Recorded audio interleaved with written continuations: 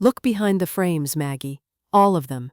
Those were my husband's last words before he died. I thought it was the morphine talking. Dying people say strange things. But 3 days after his funeral, I couldn't sleep. I took down our wedding photo and turned it over. Cut away the backing. There was an envelope taped to the back. Fresh tape. Inside was a letter in his handwriting. It started with an apology, then one sentence about a name I'd never heard. I stood in my kitchen at 2 in the morning, holding a letter from my dead husband, and realized I'd been married to a stranger.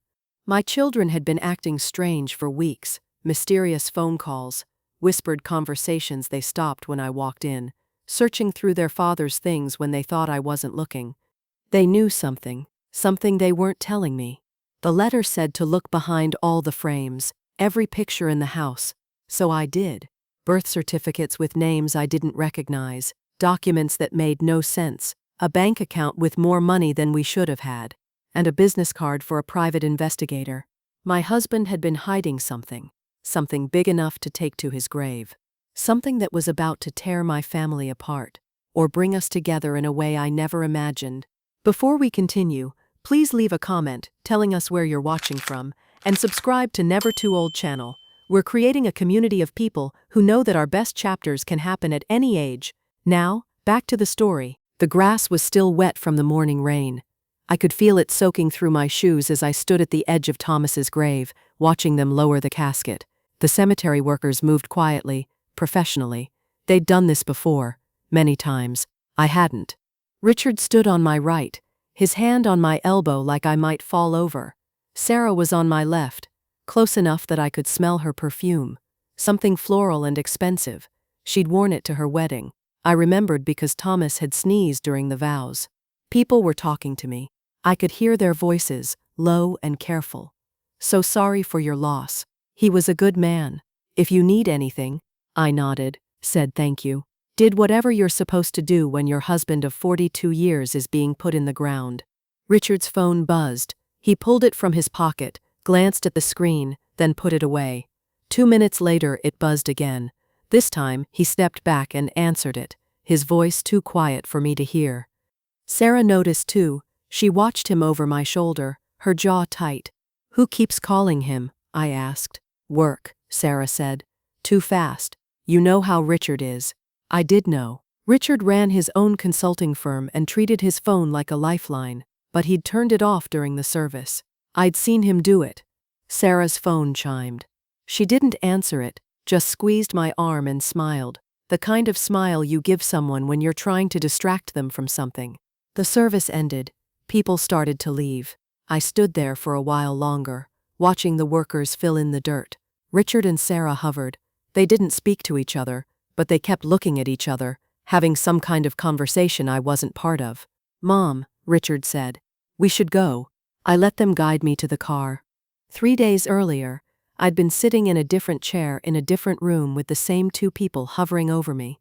The hospital room smelled like bleach, and something underneath it that bleach couldn't cover. Thomas was in the bed, small under the white sheets. They'd turned off most of the machines an hour before. Now it was just the one monitoring his heart, beeping slower and slower. Richard and Sarah had gone to get coffee. I knew they were giving me time alone with him. I appreciated it even though I didn't know what to do with it. Thomas's hand was cold. I held it anyway. His eyes opened, just a little. He tried to focus on my face. Maggie, he said. His voice was almost nothing. I'm here. He squeezed my hand. It took him everything he had. Look behind the frames, he said. Each word cost him. All of them. Find Daniel. Who's Daniel? Tell him I looked for him. His eyes were wet. Tell him I'm sorry. Thomas, I don't understand. But he was already gone. His hand went slack in mine. The monitor made a sound I'll hear for the rest of my life. Richard and Sarah came back and found me still sitting there, still holding his hand. My house felt wrong when we got back from the cemetery. Too big, too quiet. We'll stay tonight, Sarah said. She was already taking off her coat. You don't have to do that. We want to, Mom. Richard was heading toward the kitchen. I'll make coffee. I sat on the couch and let them take over. Sarah brought me tea. I didn't drink. Richard moved around the house like he was looking for something. He went into Thomas's office and stayed there for 10 minutes. When he came out, he was frowning. "What were you doing in there?" I asked. "Just checking if Dad had any paperwork we need to deal with. Insurance stuff." "I can handle that." "I know you can. But let us help." Sarah sat next to me and took my hand. "We're worried about you. You shouldn't be alone right now." "I've been alone before. Not like this." She was right, but I didn't say so. I let her hold my hand and pretend she was comforting me while her brother went through Thomas's office. They left around 10. Sarah hugged me at the door. Richard kissed my forehead. They both made me promise to call if I needed anything. Their phones buzzed as they walked to their cars. I locked the door behind them and stood in the hallway, listening to the silence. Thomas's voice was still in my head. "Look behind the frames." I'd spent 3 days telling myself it was the morphine. Dying people say strange things. Daniel was probably someone from his childhood or a cousin I'd never met. It didn't mean anything. But I couldn't sleep. At 2 in the morning I was sitting on the couch in the dark, staring at the wedding photo on the mantel. We'd been so young. Thomas was 29, I was 26. His suit was brown because that's what his friend loaned him. My dress was my mother's. We got married in a courthouse and went to a diner after. Best day of my life. I got up and took the frame off the mantel. It was heavier than I expected. I turned it over. The back was covered with that brown paper they use to seal frames. It looked old, untouched. I almost put it back. Instead, I went to the kitchen and found a knife, slid it under the edge of the paper and cut it away. There was an envelope taped to the back of the frame. The tape was fresh, electrical tape, gray and industrial. Thomas had put this here recently. My hands were shaking when I pulled it off. Inside the envelope was a letter in Thomas's handwriting. The sight of it made my throat close up. His writing was messy, always had been. He wrote like a man in a hurry. There was also a business card. White, simple, Frank Delgado, private investigator, a phone number, an address in the city. I sat down at the kitchen table and unfolded the letter. "My dearest Maggie, if you're reading this, I'm gone. And I'm sorry. I'm sorry for 42 years of a lie I told by omission.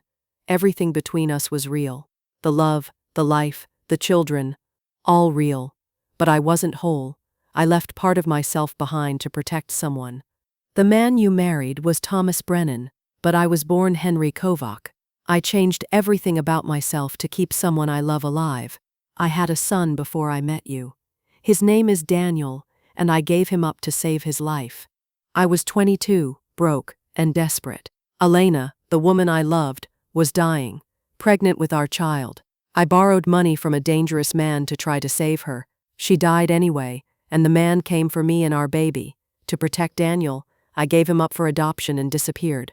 It was the only way to keep him safe. I've searched for him for 48 years. I found him 6 months ago, but this disease found me first. I'm out of time. You're reading this because I trust you more than I trusted myself. Find him. Give him the letter I wrote for him. Tell him I never stopped looking.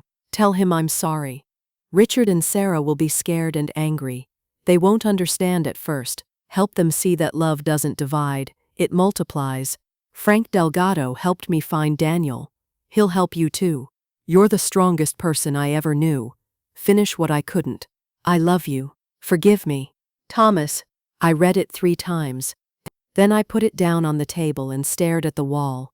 My husband had a son who was 48 or 49 years old, a son he'd never told me about, a son he'd been looking for since before I met him. Richard and Sarah had a brother. I had questions, too many, but Thomas had left me answers. Behind the frames, he'd said. All of them. I looked around the kitchen. There were frames everywhere. On the walls, on the shelves, on the refrigerator. 42 years of marriage documented in photographs. How many of them were hiding something?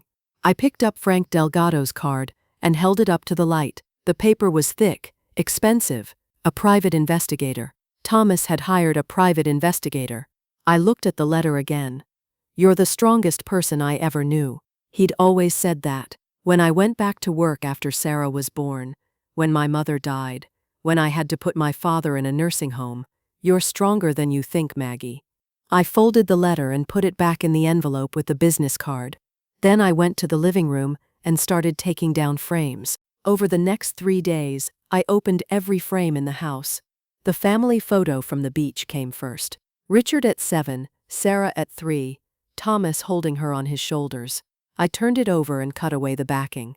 Inside was a birth certificate. Henry James Kovac, born March 15, 1952. Mother Dorothy Kovac, father James Kovac. So that was his real name, Henry Kovac. There was a photograph tucked behind the certificate. A young man I barely recognized standing next to a young woman with dark hair. She was visibly pregnant, her hand resting on her belly. They stood in front of a brick building, both smiling. The back of the photo had 2 names written in faded ink, Henry and Elena. April 1975. Elena, the woman from the letter. I set the photo aside and pulled out the next document, a death certificate. Elena Maria Torres, died July 18, 1975. Cause of death was listed as complications from childbirth. She was 20 years old. Thomas would have been 23. Henry, whatever I was supposed to call him now. The last item was a smaller photograph, the hospital kind, a baby in one of those clear plastic bassinets. The card attached to it read, Baby Boy Kovac, born July 18, 1975, 7 pounds 2 ounces. Daniel, born the same day his mother died. I spread everything out on the table and stared at it. This was Thomas's life before me. Henry's life, a life I knew nothing about. The third frame hung in our bedroom. His parents, both long dead. I hadn't looked at that photo in years. I took it down and opened the back.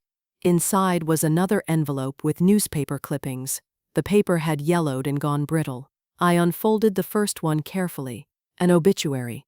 Elena Maria Torres, age 20, died July 18, 1975. Survived by infant son, family, and friends. Services at St. Anthony's Church.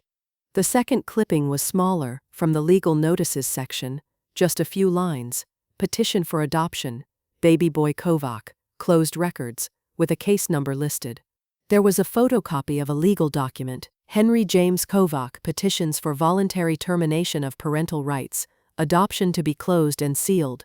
The date was August 1975, barely a month after Elena died. The last paper was another legal form, name change petition. Henry James Kovac requests legal name change to Thomas Warren Brennan.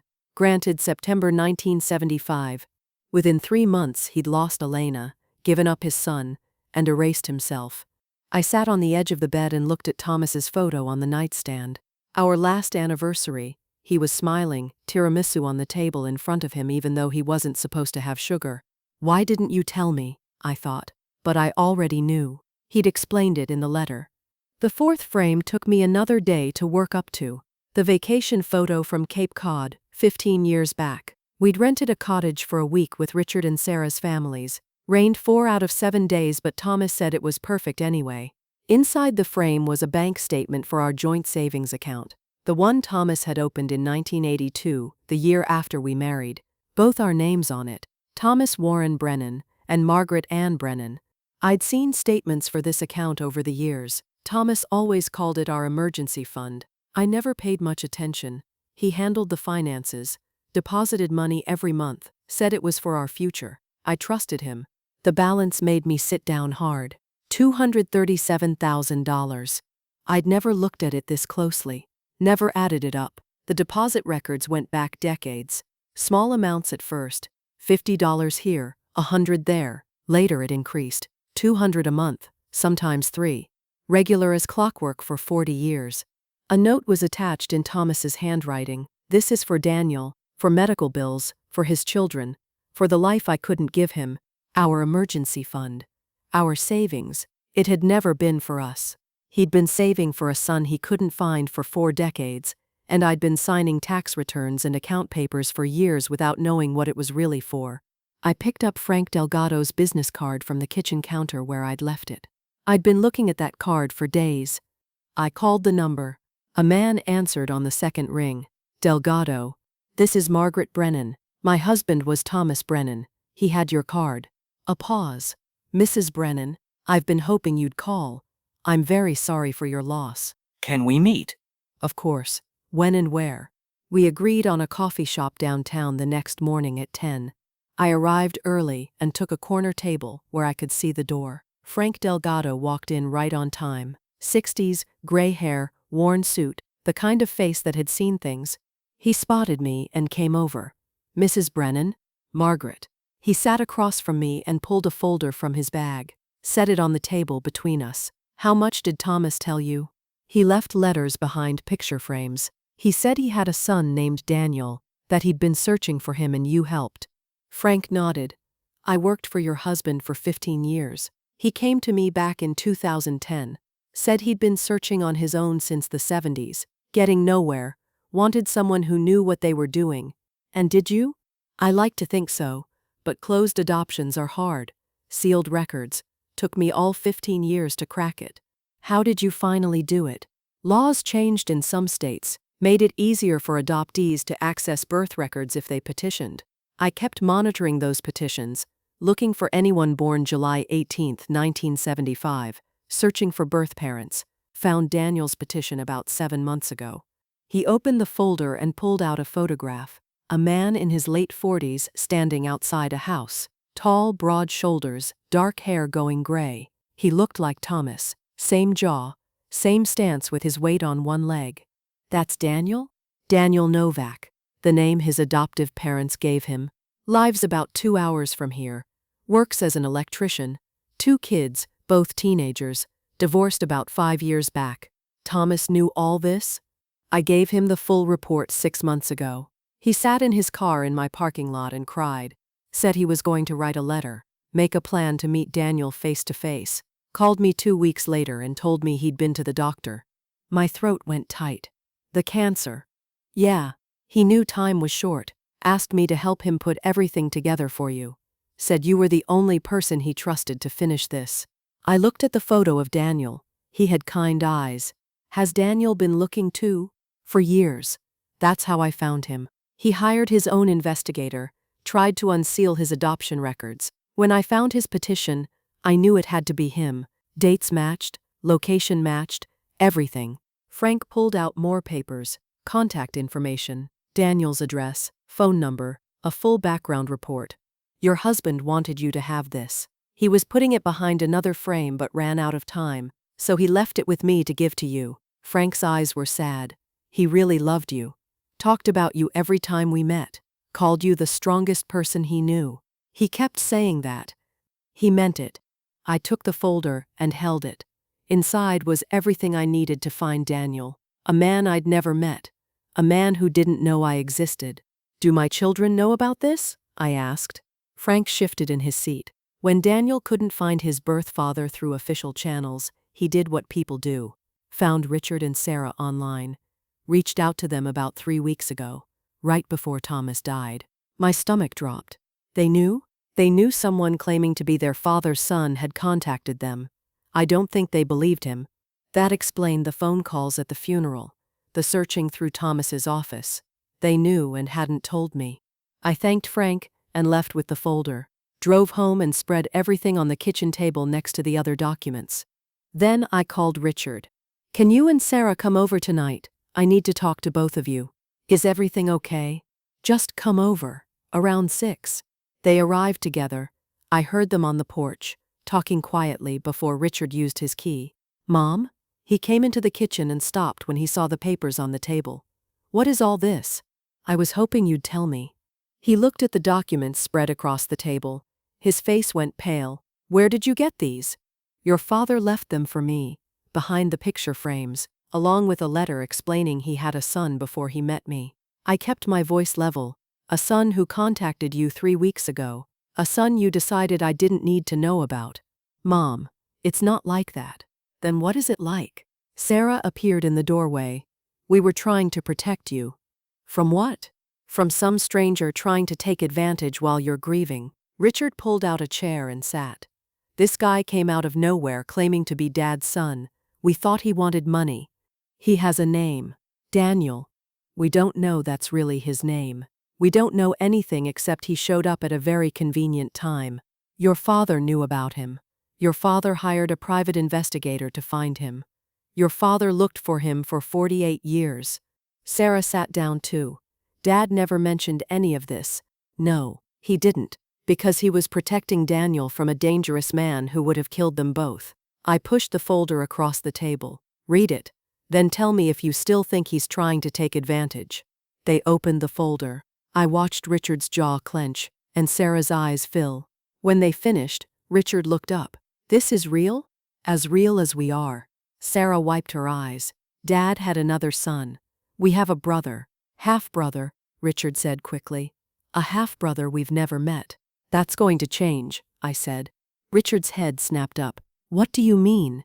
I'm going to find him. Your father asked me to, and I will.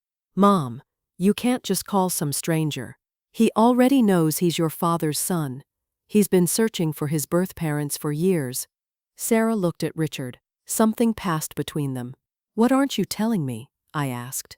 Sarah spoke first. When Daniel contacted us, we had him investigated. A background check. We needed to know if he was legitimate.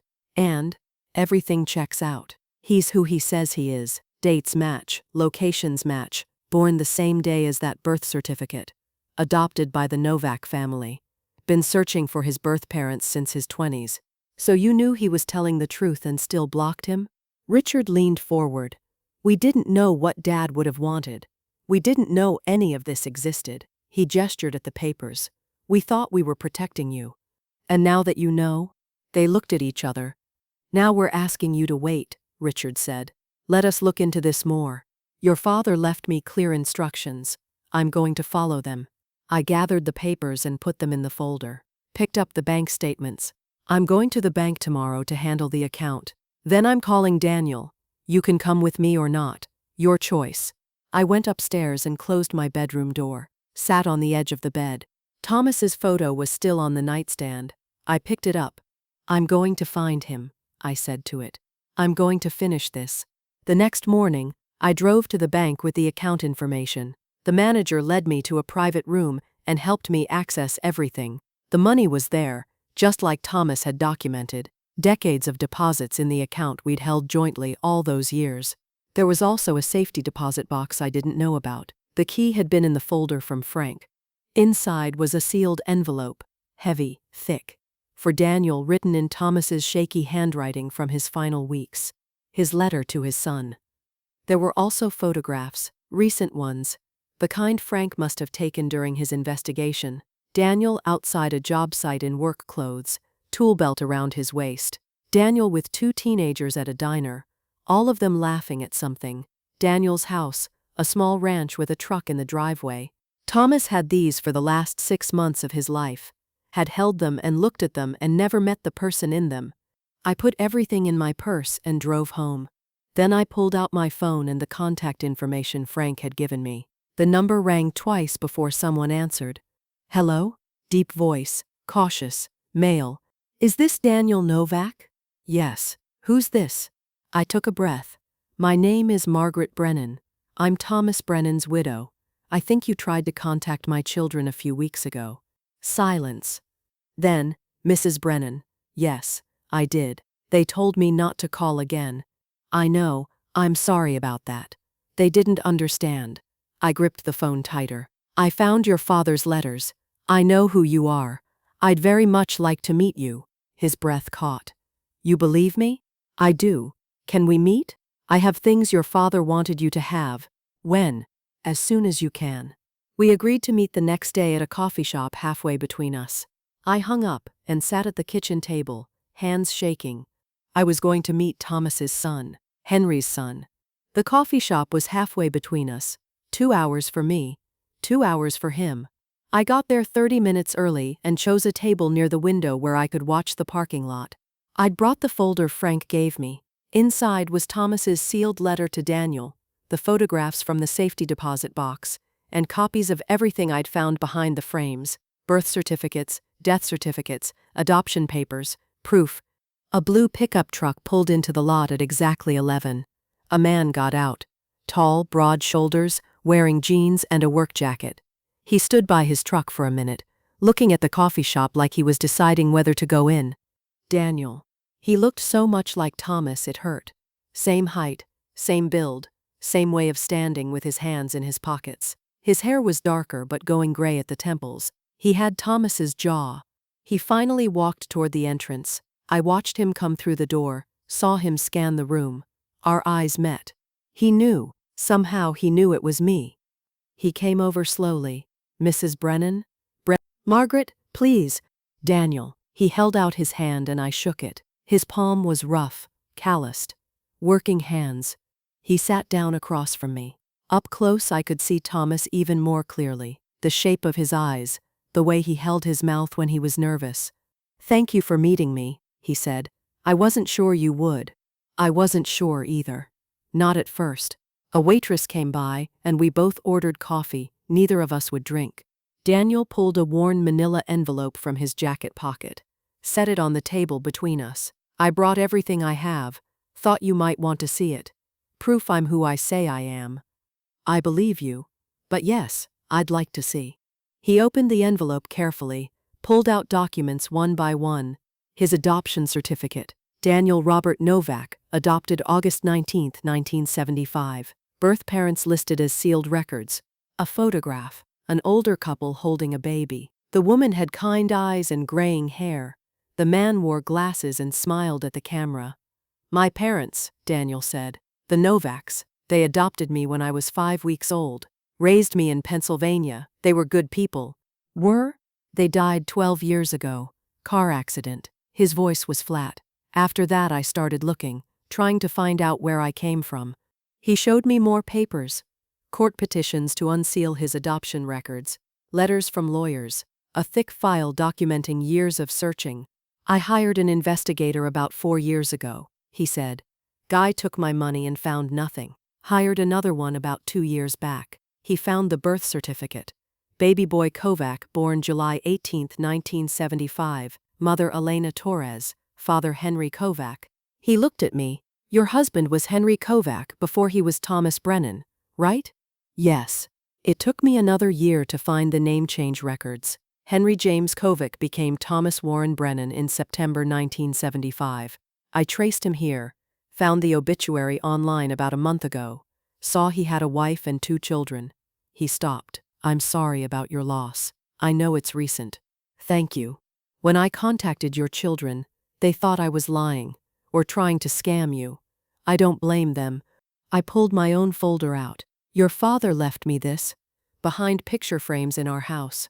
He hid pieces of his past life there for me to find after he died." I spread the documents on the table. Daniel leaned forward. His hand shook slightly as he picked up the birth certificate with his name on it. "Baby boy Kovac." "He kept this," Daniel said. His voice broke a little. "He kept my birth certificate. He kept everything he could." I showed him the photograph of young Henry and Elena, his birth parents. Daniel stared at it for a long time. "That's my mother, Elena Torres. She was 20 years old. She's beautiful." He touched the edge of the photo with one finger. "What happened to her?" This was the hard part, the part I'd been practicing in my head all morning. "She died the day you were born. Complications from childbirth." Daniel set the photo down carefully, closed his eyes for a moment. "And my father, Henry? Why did he give me up?" "He was 22. Broke. Elena was sick during the pregnancy and needed medical care they couldn't afford. Your father borrowed money from a dangerous man to pay for it. A loan shark. When Elena died anyway, he couldn't repay the debt." Daniel opened his eyes and looked at me. "The man came after him, threatened to kill him, then threatened to kill you to force payment. Your father realized that as long as you were connected to him, you were in danger, so he made a choice. He gave me up. He gave you up for adoption with sealed records, so that man couldn't trace you through him. Then he changed his name and disappeared. It was the only way he could keep you safe." Daniel sat back in his chair, stared at the ceiling. "I grew up thinking he didn't want me, that he abandoned me. He wanted you. He just couldn't keep you. Did he ever try to find me?" "He tried for 48 years. He hired investigators. He spent thousands of dollars. The adoption was closed and sealed. The laws made it almost impossible." I paused. "He found you 6 months ago, finally." Daniel looked at me sharply. "He found me?" "His investigator found your petition to unseal your adoption records, tracked you down, gave your father a full report 6 months ago." 6 months. Daniel's voice was hollow. He knew where I was for 6 months and never contacted me. He was going to. He wanted to meet you face to face. Then he went to the doctor and found out he had cancer. Terminal. He had maybe a year, then 6 months, then weeks. So he died before we could meet. Yes. Daniel put his head in his hands, sat like that for a long time. I waited. When he looked up, his eyes were red. I was so close. We were so close. I know. I'm sorry. What was he like? Your husband? Thomas? I thought about how to answer that. He was kind, quiet. He worked hard. He loved his family. He was a good father to Richard and Sarah. I hesitated. He was also a man carrying a secret that weighed on him every day. I didn't know it until after he died, but I felt it sometimes, a sadness in him I couldn't reach. Did he ever talk about me? Not to me, not directly, but he saved money for you, for 40 years. He put it in an account in both our names and told me it was for emergencies. I signed the papers without knowing what it was really for. He was saving for you the whole time. How much? $237,000. Daniel stared at me. That's not possible. It's possible. I saw the records. Deposits every month for 40 years. He never stopped. Why would he do that? Because he never stopped being your father. Daniel looked down at his hands. I have 2 kids, teenagers. Lily's 16, Connor's 14. I've been struggling to pay for their college funds, working double shifts sometimes. He laughed, but it wasn't happy. And my father, I never met, was saving money for me this whole time. He wanted you to have it. He wanted you to have everything he couldn't give you when you were born. I reached into the folder and pulled out the sealed envelope. For Daniel, written in Thomas's shaky handwriting. He left you this. It's a letter. I haven't read it. It's yours. Daniel took the envelope like it might break. Held it for a moment. Can I open it now? Of course. He slid his finger under the flap and pulled out several pages. Thomas's handwriting covered them, messier than usual from the pain medication and weakness of his final weeks. I watched Daniel read, watched his face change, watched tears start and then fall. When he finished, he folded the letter carefully and put it back in the envelope, wiped his eyes with the back of his hand. He said he wished he could have been there. For my graduation, my wedding, when my kids were born. He said he would have given anything to watch me grow up. Daniel's voice cracked. He said giving me up was the hardest thing he ever did, that he did it to save my life. He stopped, swallowed hard. He said he was proud of me, that I turned out better than he could have made me, that he was sorry for every birthday he missed. He meant all of it. He signed it Henry, not Thomas. That was his real name, the name he was born with. He wanted you to know him as he really was. Daniel looked at me. Why are you doing this? You didn't have to find me. You could have read his letter and thrown everything away. Your life would be simpler. My husband asked me to do this. He trusted me to finish what he couldn't. And that's the only reason? I thought about it. No, I wanted to meet you. I wanted to know the person my husband spent 48 years searching for. I wanted to understand what mattered to him enough to carry it in silence for our entire marriage. What about your children, Richard and Sarah? Do they know you're here? They know. They're not happy about it. Are they going to be a problem? Probably, at first. I reached across the table and touched the photograph of young Henry and Elena. But they'll come around. You're their brother. Half-brother. Brother. Daniel looked at the letter again, at the photographs, at all the evidence of a father who'd loved him from a distance for almost 50 years. What happens now? He asked. That's up to you. Your father left you money. A lot of it. It's yours. No strings attached. I paused. He also left you a family. If you want it. You mean you. I mean me, and Richard and Sarah, and their children, your nieces and nephews. I smiled a little. It's complicated and messy and they're going to be difficult about it at first, but if you want to be part of this family, you are. Your father made that clear in his letter to me. Daniel was quiet for a long time. Then he said, I've spent my whole adult life wondering where I came from, who I was, why I was given up. Now I know. He looked at me. He gave me up to save my life. He spent his whole life trying to find me, and he left me you. He did. Then yes, I want to meet them. Richard and Sarah. I want to know my family. Even if they're not welcoming at first? Even then. I gathered up the photographs and documents, put them back in the folder except for the ones that belonged to Daniel. The letter, the photo of his parents, his birth certificate. Keep these, I said. They're yours. He took them carefully. Thank you for believing me, for coming here, for finishing what he started. Thank you for searching, for not giving up. He would have wanted you to keep looking. We stood up. The coffee we'd ordered sat cold on the table. Daniel walked me to my car. We stood in the parking lot and I looked up at him. He really was tall. Thomas had been tall too. Can I call you? He asked. Maybe we could meet again. I have questions. About him. About his life. What he was like. Yes, I'd like that. I don't want to make things harder for you. With your children. Let me worry about that. He nodded.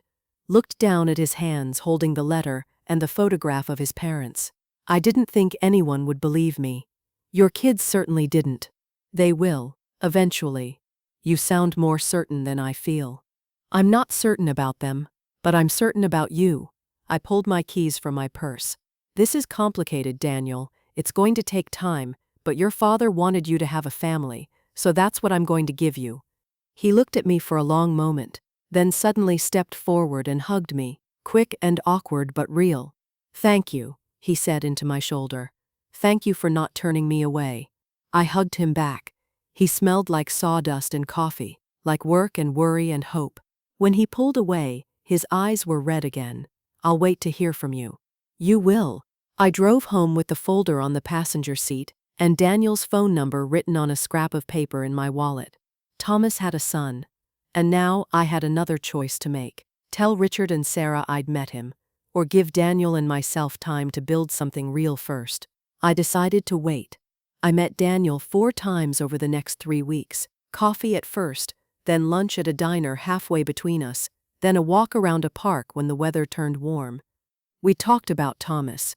I told him about the man I'd married, the way he read the newspaper every morning with his coffee, how he hummed when he was fixing something in the garage, the time he drove through a snowstorm to bring Sarah her forgotten retainer before a school dance. Daniel told me about the Novaks, his adoptive parents who'd loved him and raised him well, his mother who made him practice piano even though he was terrible at it, his father who taught him carpentry and how to fix a car engine. He showed me photos of Lily and Connor. Lily looked like Elena, dark hair and serious eyes. Connor had Daniel's build, already tall at 14. They were good kids dealing with the divorce, Daniel said. Living with their mother most of the time, but spending weekends with him. I didn't tell Richard or Sarah about any of it. I meant to. Every time I picked up the phone to call them, I put it back down. The deception sat heavy in my chest, but I kept going back. Daniel needed time. I needed time. That's what I told myself. On a Tuesday afternoon, Richard showed up at my door unannounced. I knew the moment I saw his face that he'd found out. Where were you this morning? He asked. No hello? No how are you? I had coffee with a friend. What friend? Does it matter? It matters when the friend is the man claiming to be Dad's son. Richard pushed past me into the house. Sarah was behind him. Her face was tight. They both went straight to the kitchen and stood there waiting for me. I closed the door and followed them. You've been meeting with him, Richard said, for weeks. Behind our backs. I've been getting to know him. There's a difference. We asked you to wait. We asked you to let us look into this more before you did anything. You asked me to wait forever. That's different than waiting. Sarah pulled out her phone and set it on the table. I have a tracker app, for Mom's safety, in case she falls or gets lost. She looked at me. You've been driving 2 hours away every few days. Same coffee shop. Same diner. I checked. Daniel Novak lives 20 minutes from both places. I should have been angry about the tracking. Instead, I just felt tired. Yes, I've been meeting Daniel. He's your father's son. He has a right to know his family. We don't know that for sure, Richard said. Yes, we do. You saw the evidence. The birth certificate, the adoption papers, the name change. It's all real. Documents can be faked. Not like that. Not going back 50 years. I pulled out a chair and sat down. Your father left me instructions. He wanted me to find Daniel. He wanted Daniel to have a family. I'm doing what he asked. Richard leaned against the counter, arms crossed. Dad lied to us, our entire lives. How do we know he was telling the truth about this? Because I found it behind the picture frames he told me to look behind.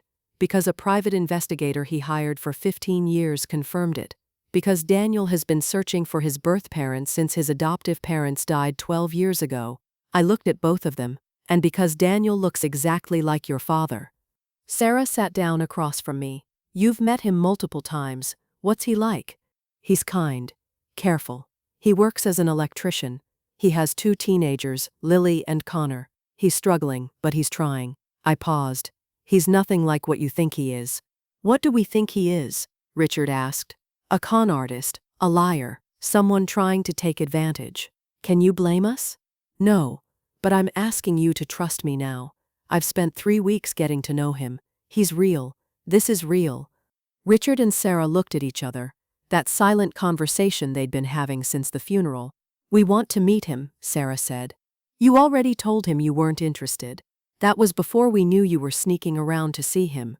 Richard's voice had an edge. If he's going to be part of this family, we need to know who he is. He's your brother. Half-brother. Does that matter? Richard didn't answer. I stood up and went to the drawer where I'd been keeping everything, pulled out the folder with all the documents, set it on the table between us. Look at it again. All of it. The birth certificate with his name on it, the photo of your father when he was 22 holding a baby, Elena's death certificate from the day Daniel was born, the adoption papers, the name change. I spread it all out. Your father was Henry Kovac before he was Thomas Brennan. He gave up his son to save his life.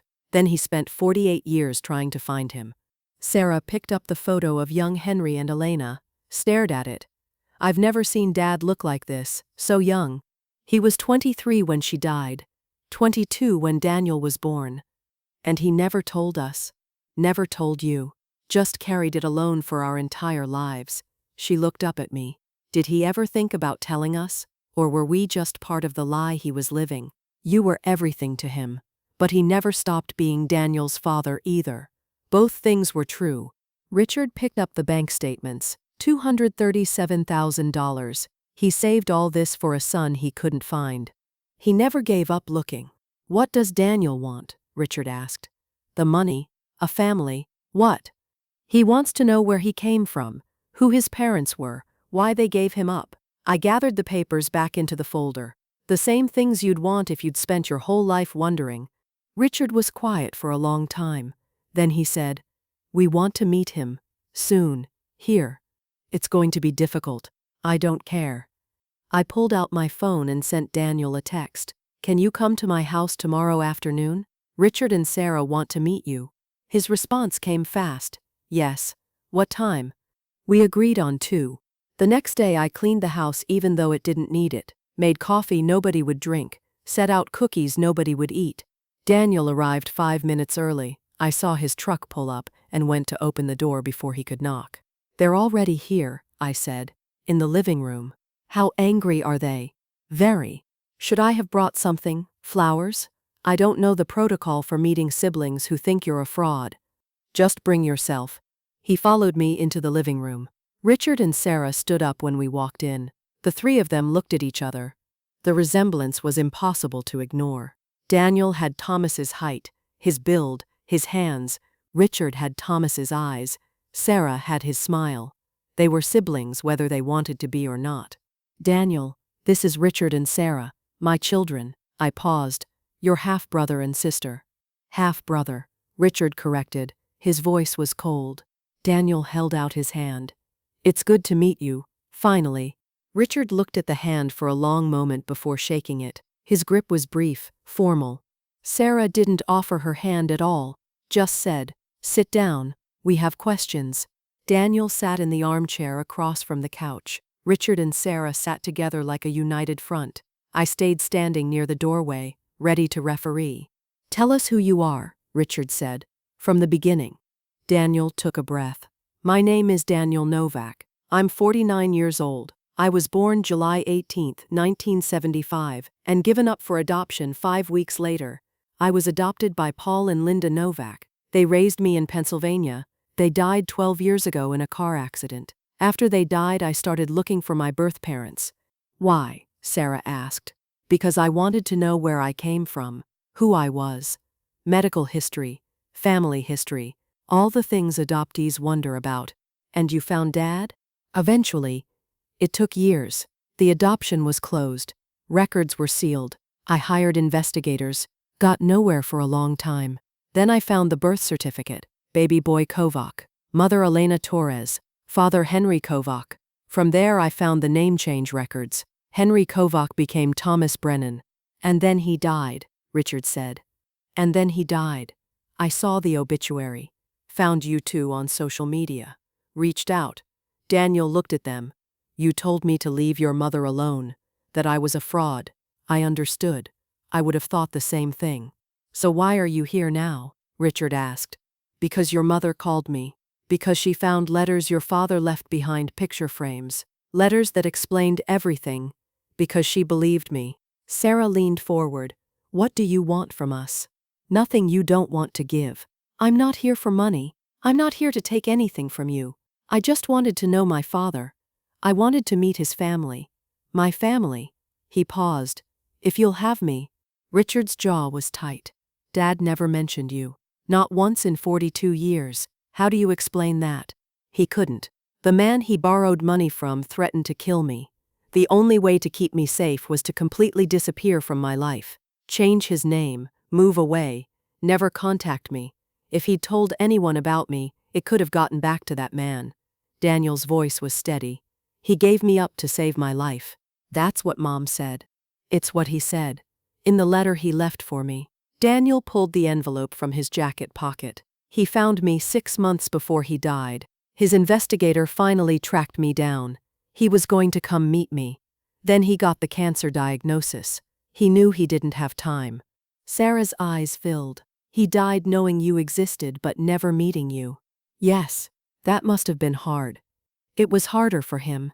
He spent 48 years searching, finally found me, and ran out of time. Daniel looked down at the letter. He said he wished he could have been there for my graduation, my wedding, when my kids were born. He said giving me up was the hardest thing he ever did. The room was quiet. Richard finally spoke. You have kids? 2. Lily's 16. Connor's 14. So Dad has grandchildren he never met. Yes. And you have a niece and nephew you didn't know about. Sarah pulled out her phone. Can I see photos? Daniel showed her. Pictures of Lily and Connor. Sarah looked at them for a long time. Connor looks like Dad. The same build. He does. Lily looks like her grandmother. My birth mother, Elena. Richard stood up and walked to the window. Stood there with his back to us. Sarah kept looking at the photos. Where do they live? Do they know about us? They live with their mother mostly. I have them on weekends. And yes, I told them I found my birth father's family. They wanted to meet you. They did? They've never had extended family before. My ex-wife's parents are gone. The Novaks are gone. It's been just us. Daniel put his phone away. But I told them we'd have to wait. See how things went. Richard turned from the window.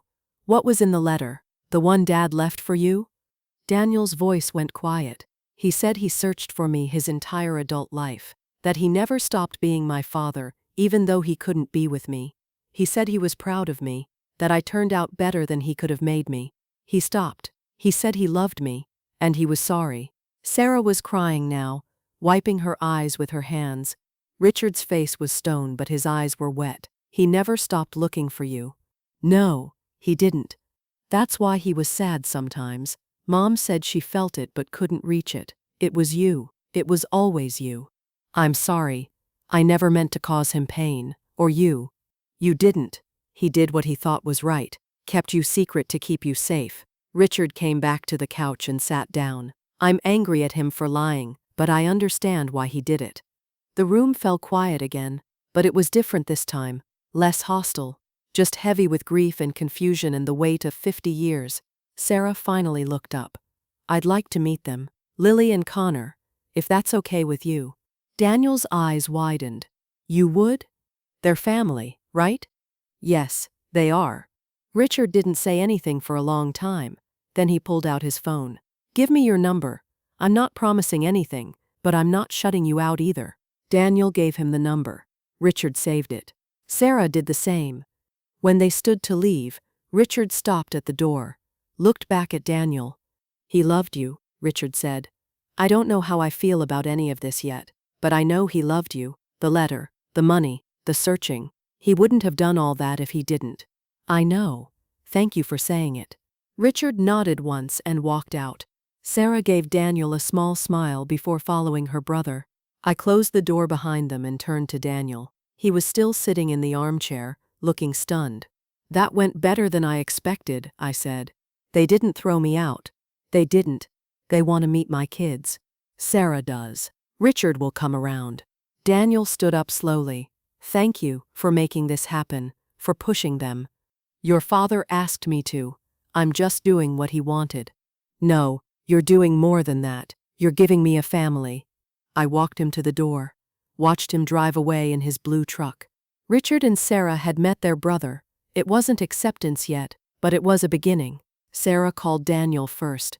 I heard about it from both of them. She asked him to coffee, brought photo albums from when she and Richard were kids, showed him pictures of Thomas at different ages.